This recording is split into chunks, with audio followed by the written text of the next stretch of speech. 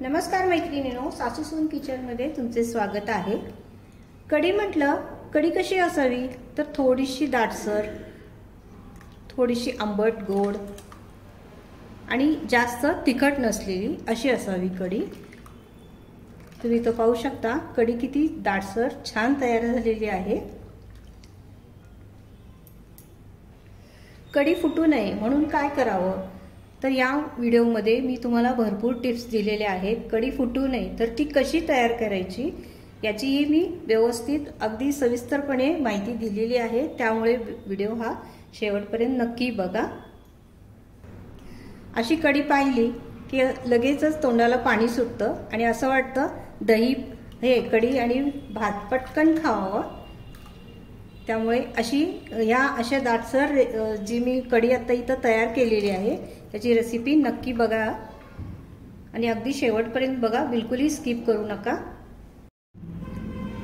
इथं मी एक वाटी अशी मोठी एक वाटी भरून दही घेतलेलं आहे। हे घरी लावलेलंच दही आहे। अगोदर काय करायचं, कढी करायची असेल त्याच्या अगोदर असं दही घेऊन हे थोडंसं फेटून घ्यायचं। त्याचं ताक जरी करून घेतलं तरी चालेल, पण अगोदर हे असं 1 मिनिटभर चांगलं छान असं फोडून घ्यायचं, म्हणजे त्यामध्ये कुठं गाठी गुठळ्या वगैरे काही राहत नाहीत। याला काही जास्त वेळ पण लागत नाही, पटकन होतं। हे बघा, हे झालं पण आपलं करून।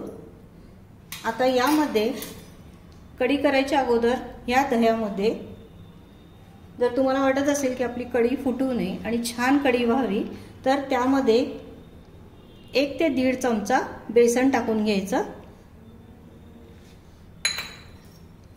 आणि हे बेसन पण चांगलं मिक्स करून घ्यायचं। त्यामध्ये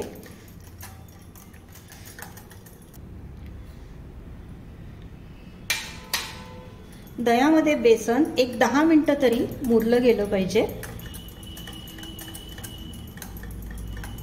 म्हणजे ती कढी पटकन आपली शिजते। आता यामध्ये हे बेसन टाकून घेतलंय आपण। आता त्यामध्ये चवीनुसार साखर जर तुम्हाला गोड अशी कढी आवडत असेल तर थोडीशी जास्त टाकली तरी चालेल। मी इथे 1 चमचा साखर टाकते आणि चवीनुसार मीठ टाकते। आता यामध्ये थोडंसं पाणी टाकायचं, एकदम जास्त पाणी टाकायचं नाही, आणि हे सगळं परत एकदा चांगलं मिक्स करून घ्यायचं।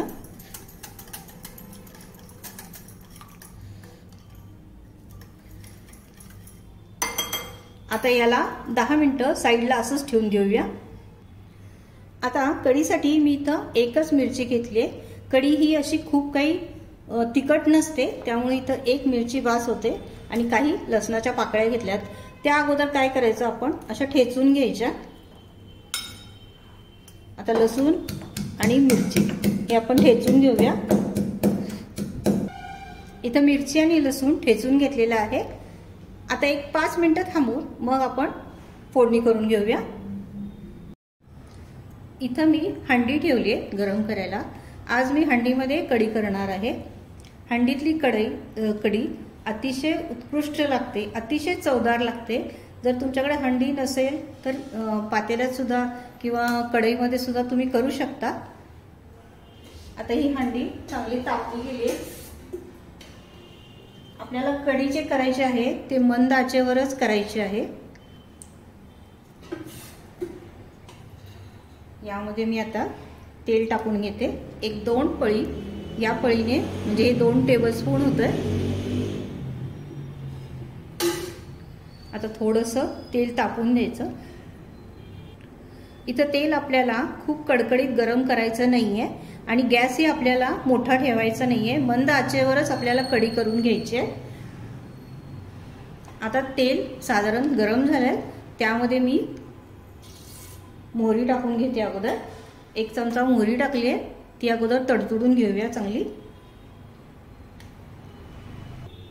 आता यामध्ये आपण जिरे टाकून घेऊया, एक अर्धा चमचा जिरे टाकले।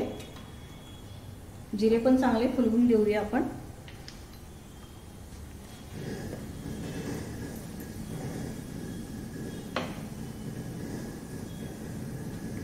हे अशा मिरचीचे एका मिरचीचे तुकडे करून घेतले। ही मिरची बिलकुल पण तिखट नाही आहे, जर तुम्ही नाही टाकली तरीही चालेल।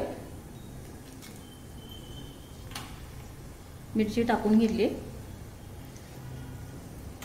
आता आपण जो ठेचा करून घेतला होता मिरची आणि लसणाचा तो टाकून घेते।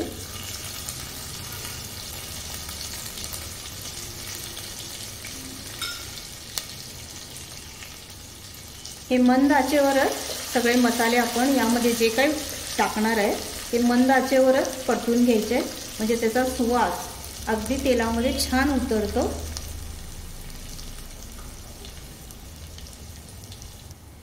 इथं लसणाचा आता कच्चेपणा जाईपर्यंत आपल्याला इथं लसूण भाजून घ्यायचंय।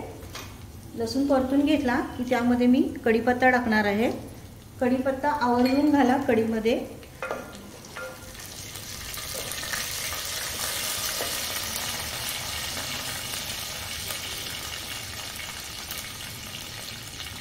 आणि यामध्ये मी फोडणीमध्ये थोडीशी कोथिंबीर टाकणार आहे।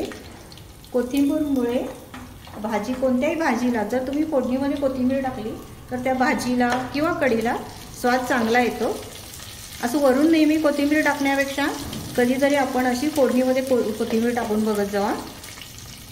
याला पण आता 1 मिनिटभर चांगलं परतून घेऊया। आता हे मसाले सगळे जे काही आपण कडलिंब कोथिंबीर वगैरे टाकले हे सगळं चांगलं भाजलं गेलंय तेलामध्ये। कढीपत्ता पण अगदी कुरकुरीत झालाय। आता यामध्ये आपण टाकून घेऊया हिंग। 1 पाव चमचा हिंग टाकून घेऊया।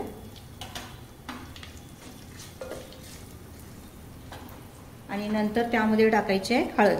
गॅस इथं बिलकुलही मोठा ठेवायचा नाही, नाहीतर हळद काय होतं, हळद तेलामध्ये करपून जाते, त्यामुळं गॅस अगदी बारीक करूनच ठेवायचा।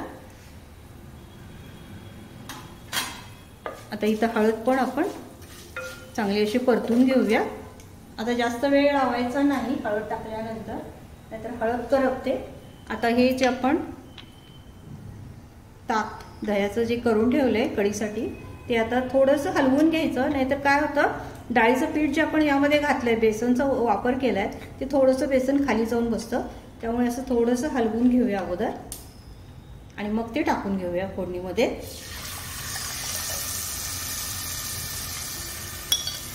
आणि यामध्ये तुम्हाला जेवढा पाण्याचा वापर करायचा असेल तेवढी तुम्हाला कढी हवी आहे घट्ट पातळ तेवढी तुम्ही अशी पाणी घालून घ्या त्यामध्ये।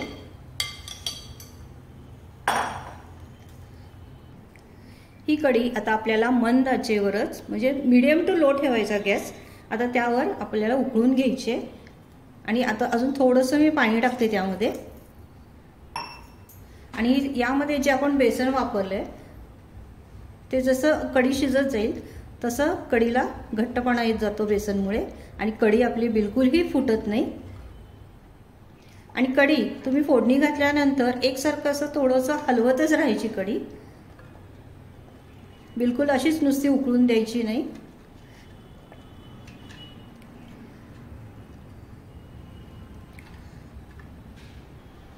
आता मंद आचेवरच असं 1-5 मिनिटं उकळी येऊन द्यायची, आपल्याला उकळी काढायची।